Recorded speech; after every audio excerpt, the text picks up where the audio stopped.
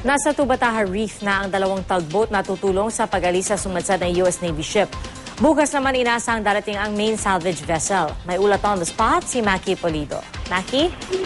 Pia, dumating na nga kaninang umaga yung dalawang civilian salvage tugs na kinontrata ng US Navy para tanggalin yung sumadsad na US Navy ship na USS Guardian sa Tubataha Reef. Ayon kay Colonel Arnulfo Burgos, ang tagapagsalita ng Armed Forces of the Philippines, inaasahang dumating bukas hanggang sa susunod na araw ang USNS Salvor. Ito na yung main salvage vessel na gagamitin ng mga Amerikano. Maliban sa mga salvage vessel, may dalawa pang barko ng mga Amerikano sa Tubataha Reef. May dalawa ring Orions ang US Air Force na nagsasagawa ng aerial reconnaissance.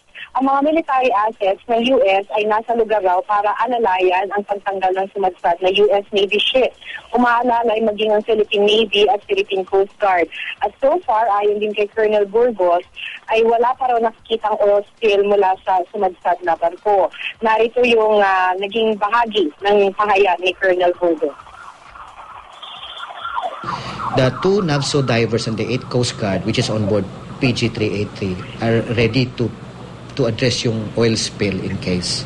Pia, yun na yung pinaka-latest mula sa Camp Aguinaldo. Kaugnay nga ng pagtangka na matanggal na itong sumadsad na barko na US Navy. Pia?